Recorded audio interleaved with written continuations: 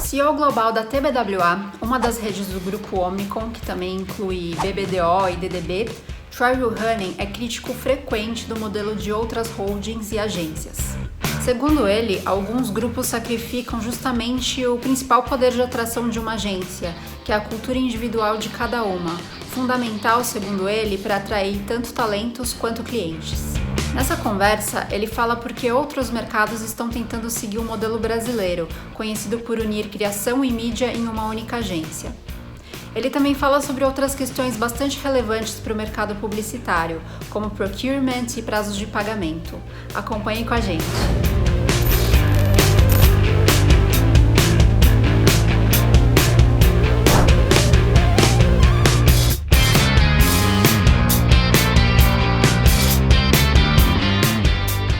Troy, I remember that the last interview we made, the last time we spoke, you said that agency's culture is so important for the people who work in it and for the clients who are seeking for more flexibility. Do you think the crisis reinforces that from now on? Yeah, I still believe that's true. I mean, I think that there is a, with some of the behaviors that are going on that are more data-centric, etc. I mean, I still believe it's going to be those cultures that are going to be seeming to be more progressive, less client service orientated, going to be more willing to be innovative. All of those things are going to need to come through, and then how creativity gets applied. So I do believe that culture is important. I think it's massively important for our talent to be, our future talent to want to be attracted towards. So what is the difference between our agency and somebody else's? And so I think having clear identity about what you stand for, not just the way in which you just work, but why you work this way, is important for the talent to be attracted, because the talent, if we're frank, is not going to come, well, certainly a lot of the mix of our talent come through and are not coming from advertising agencies. They're coming from different places. And so, there has to be something very unique about you that wants to get them to change from their previous experience to come to our experience. And so it's not just the way of working, it's the overall culture and the way in which we certainly, foster our talent best. And that's going to be important too, because we become more virtual. And as you become less in the office, what is that glue that brings you together when you're all going to be operating remotely? And so having a well understood language, having a well understood set of values, and this is the way we operate, helps overcome the distance barrier, either in your city, in Sao Paulo, where you will have people spread, 2 hours commute apart, or whether it's about how we use Sao Paulo to work with Canada and everyone is talking the same language and operating that way, which is becoming much more familiar now. So culture is a defining difference. I think a lot of cultures have lost themselves too because of the holding company models. The four WPP agencies, some have now been merged. They're not the same. The publicist agencies really have become publicists. So at the end, there's less of a prevailing culture in some of them than previously. And so I think for Omnicom, having separate agencies with different cultures is important, because clients still buy people. And so at the end of the day, they're going to identify with a different set. We have a different mantra than BBDO, and some clients are really attracted to that and others are attracted to the BBDO one. And I think that's the great part about Omnicom. It still likes to work through that lens of sort of a house of brands, which I think is still the most effective way. We have been seeing a lot of global review processes and new business wins, where the holding companies win this business and then distribute it in its agencies or create a special operation. How do you see that? Is it necessary? Is it something that is inevitable? How does the TBWA position itself towards it? Well, I'll be a little controversial here. I think we've had to play this game because the others don't have strong agency brands. So the prevailing culture for WPP now and Publicis is that it's their holding company. That's the way that they operate. And so they have to go that path. So invariably then clients are drawn into, well, Omnicom, we're going to brief you. Now, we come together, whether it's with the precision marketing group or whether it's with the Omnicom media group, but we still have branded cultures that work together. But we just have at Omnicom a much better, more cohesive culture that collaborates better together. It's fostered from, whether it's through Omnicom University, where we've all been brought up together, and so we have this sort of intangible around relationships that are incredibly strong, or whether it's just the trust factor that we've got. That we've got it from the top of Omnicom, that we will still operate as a brand. And so our people, they come together under these models, but they stay in their agencies. They're still very much a part of that agency. They don't go to this artificial place, let's put it that way. Talent still wants to, again, talent still wants to identify with the culture. And Omnicom's not trying to be a brand. Omnicom is trying to be a house of brands. And so for us, we have to play this game because ultimately the competitors have no other option but to do that. And we're knocking them off. We're beating them. Obviously you've seen some of the results that have happened recently. Even in Europe, there's been some pretty significant wins there. So, again, that's how the market is changing. And also you've got the Accentures of the world coming in now. So they bring a different kind of, okay, well, what are they going to bring? And do you think that the ad industry is still playing in a comfort zone, afraid of consultancies and new media? No. I mean, I even to my competitors, I don't think we're caught up. I think it makes a good story, but I don't think the story is what we live in fear of. I mean, we've gone up against Accenture a bunch of times, and we don't lose. So, we don't live in fear of them at all, and so that's got that to me holds no water. I do think that they have brought attention to the fact that the agency world needs to keep reinventing itself. And I think, we've had a constant stream of innovation at this company over the last 6 years, and we've had 5 years of growth in a row. You have to put this year aside, because of the crisis. But I think because we've had this thirst for innovation, I think the others are catching up to that now because of the threat of other entrants. Honestly, I'm not concerned about the consultancy side. If I'm concerned anywhere, I'm more concerned with, the sort of still the empowered role that procurement plays in making decisions for marketing, which they're not as informed as what they should be. A lot of times that, some of these cost consultants will come in and say, well, we know what it costs X to go do that. Well, quite frankly, at Omnicom, we've got thousands of clients. We actually know much more than you know about what pricing is at. We know much more about payment terms. We know much. So it's insulting on many levels for these cost consultants to come in and tell us how it is, when we have thousands upon thousands of more case studies where we really know what the true benchmark is. And the fact of the matter is, it's not about getting things for less. It's getting things more efficiently and getting people to consumers to buy things more profitably for our clients. And so it means probably less media dollars and more content that's being created, which means that there are invariably more people that are needed to create that content. And I think, now with e-commerce ramping the way that it is, the ability for the content to get to how do I close that sale quickly has become much more important. So you need many more tailored messages that can quickly turn into a transaction. So you can't adopt the policies of the past of, the scopes of work, because more times than not, you're creating the scope of work now based around your understanding of the audience. So I think people always get we're worried if we're in a time of crisis. I think if you're changing and evolving, it's a really good time right now. I find myself more energized now about where we're going and what we're doing.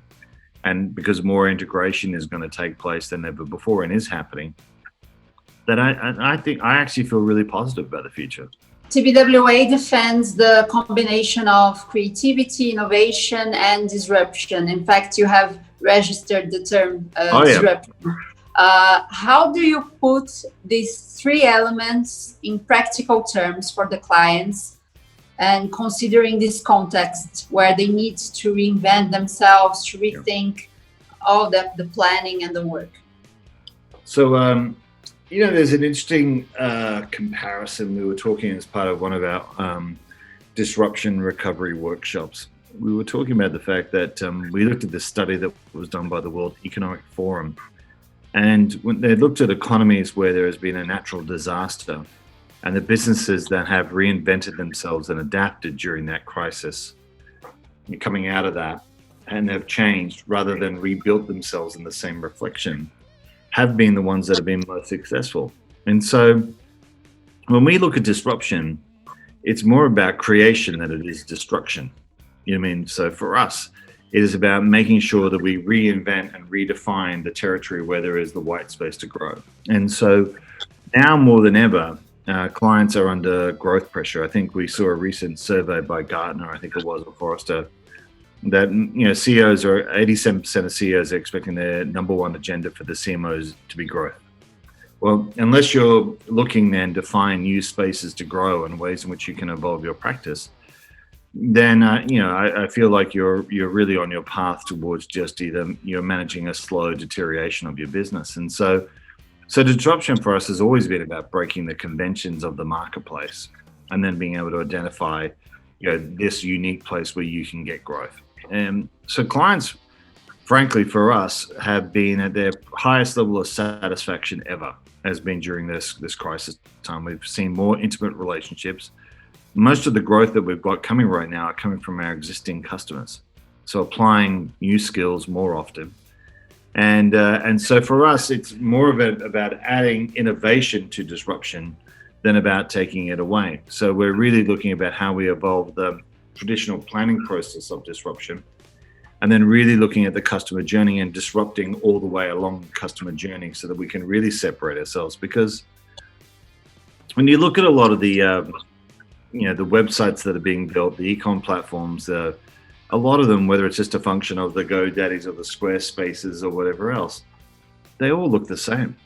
There's a very familiar flavor to each of it. And so that's why creativity is so important. And that's why we talk about creative effectiveness, in terms of, yes, we are a strategically guided agency, but the creativity is what will ultimately separate you.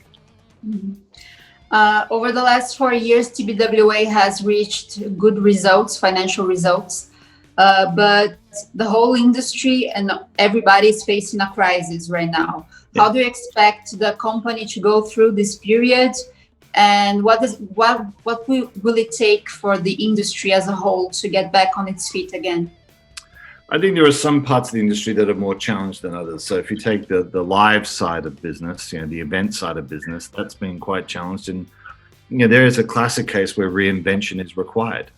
We're not going to go to mass gatherings, anymore right now. So they're having to really reinvent to go digital. So for them, that's forcing a change in their business model, and that's going to take a slower burn to come back there.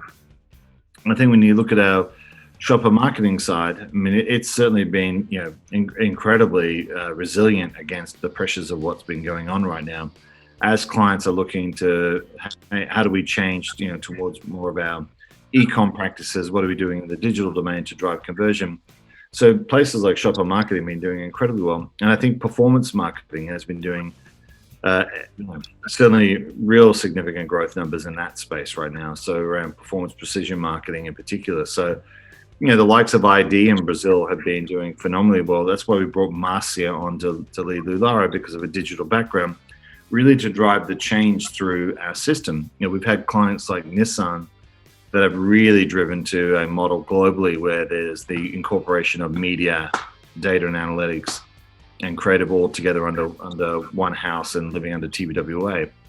And Brazil is beautifully placed more than any other geography in the world. So I know there's been lots of talk around, what's going to happen with the future of media and agency makeup in Brazil based on sort of current political regime. But I would tell you, don't change right now. You're actually further ahead and you've got more potential. Do not break media away from the agency right now, because it's where the rest of the world is trying to come back to. And it would be a huge mistake to do that. What you have to do then is just really underpin it more, which is why the development of ID and with Marcia coming on board, really the analytical capabilities there to really make sure we're driving better performance between media and creativity and message quickly. So I actually think the recovery for advertising, it hasn't been down that much. We're talking like single digits. It's not a significant blow globally at all. And we've already seen our third and fourth quarter numbers, what we're planning for, and they're quite positive. I mean, so I think the recovery happens much quicker than what people think. And so, but it's only for the healthy, I assume. And for those who've been challenged going into it, like any business in the world, I think they're going to struggle to retain talent, and therefore then they become less of a viable proposition, which has been probably the most surprising part of this crisis, which has been the amount of new business that's being pitched virtually. Been really surprising. I thought we would have seen many more brands just sort of hunker down and try to navigate through, but you can obviously see the level of dissatisfaction that must exist, between these clients and their agencies. And so I think that, the agencies are required to change, and those that have adapted, started to adapt and have the people coming in, I think the recovery is pretty quick. Yeah, in fact, we are seeing a lot of business pitches being announced. And how do you feel about it? Is it good because you can participate on more meetings, do you think?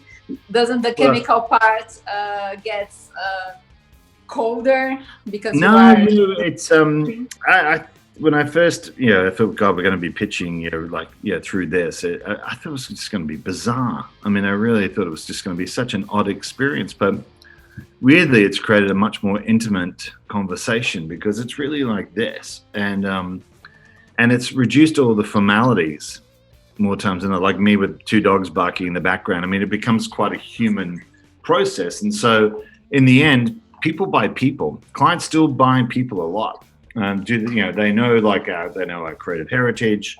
We talk to them about our philosophy. They understand that before we go into it. They really want to see if they've got a connection going here. And I think, the sort of boardroom environment, in many ways, didn't really reflect the real people. It was like a stage, and this has become much more human. And so we've actually found that it's been quite a successful process for us. I mean, I don't want to continue it. I mean, ultimately, because I don't want the world to operate this way, but ultimately it's been one which we've been surprised how successful we've been able to operate in it. So it's been all right. But I think more new business is going to come up. I think as we get into the fourth quarter, I think some clients are probably holding till they get back around September, which is I think when most of the world thinks that certainly in Europe it's going to move back their way. America debatable, and obviously you're on probably a similar timeline as well. But I think the fourth quarter is when you're going to start to see that, in the first quarter next year. I think there'll be a lot of new business activity. You mentioned the Brazilian model that unites creativity and media. Do you think that the other markets are trying to actually get back to this model? And is this possible? Is this starting to happening already? Yeah, I think there's a happy place between the two. I don't think you change specialists in these other markets. So you will still have the media agencies there, and you'll still have advertising agencies, but you'll have more cases where they are together, where there's sort of on these pitches that are coming up, more times than not, it's a combination of media, data, and creativity. And so they're wanting these things. That's why the Nissan case for us, that's why the stuff that was happening for Omnicom on Air France and on Peugeot it's all that together. So in the end, I think it's going to be a requirement, because the time between media and creativity and getting the right message to the right people in the right context needs to happen much more quickly than what it has been happening, more dynamically. And so clients recognize that, and I think it's going to, without doubt, move back in that direction. We've already seen indications of it. I think you saw the separation again of data, through the precision marketing agencies of the world. I think you're starting to see them fuse back. You saw Wonderman, you saw VML. I don't think it's one or the other. I think it's a combination of there's going to be this, and there's going to be this, and there's going to be this. And so I think there are three models going forward. But I would say it would be a wild mistake for Brazil to try to separate it right now when the rest of the world is trying to get back to it and has started.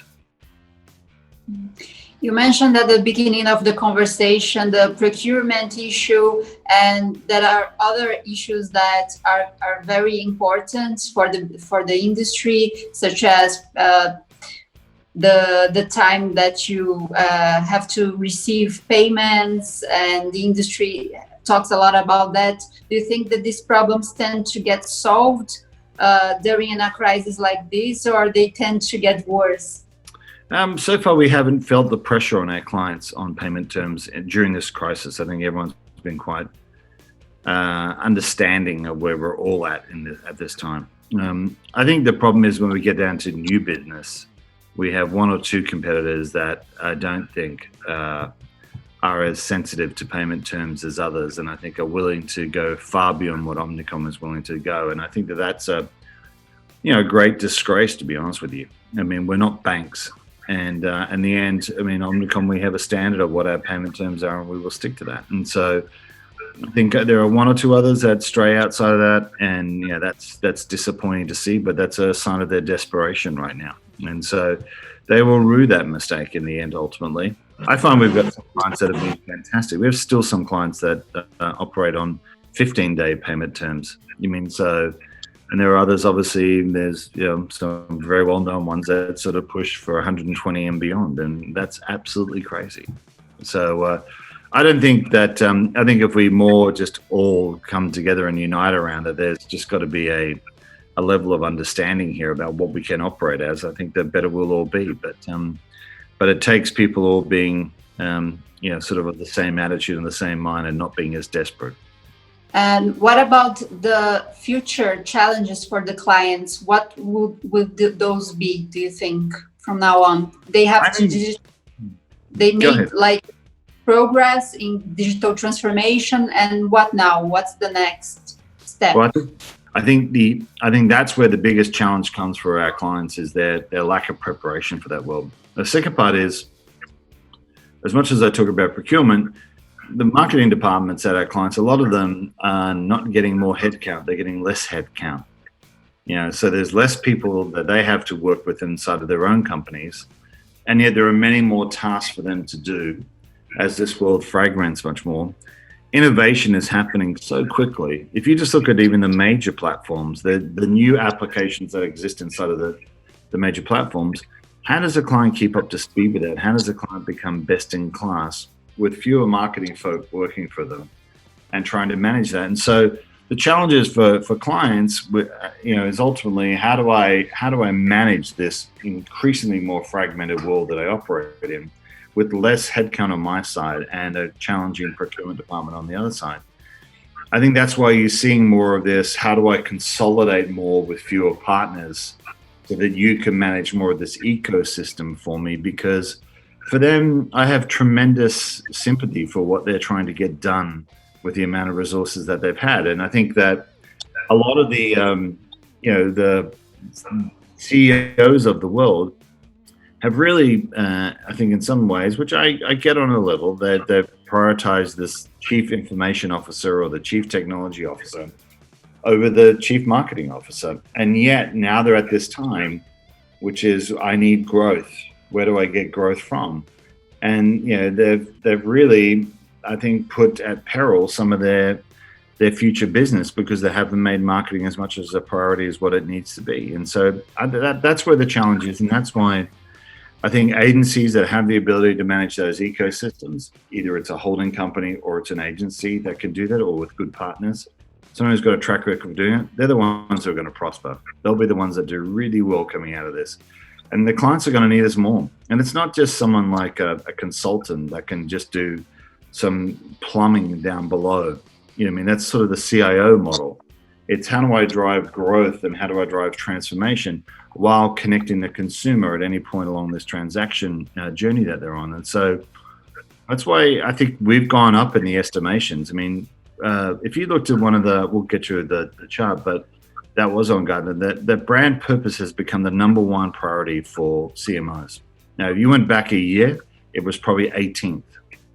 So they're really looking for this brand glue to be able to hold together this ecosystem that they're trying to manage, so that they can also stand out in a world that is getting more and more alike, because you have to be well understood to be searched for.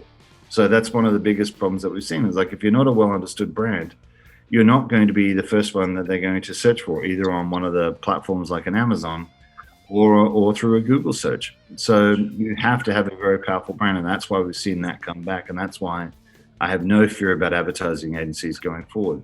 But I also think it's important, like having a group like ours in Brazil that can do the brand and do the performance. That's the real trick there. That to be able to have both is what you really need to be successful.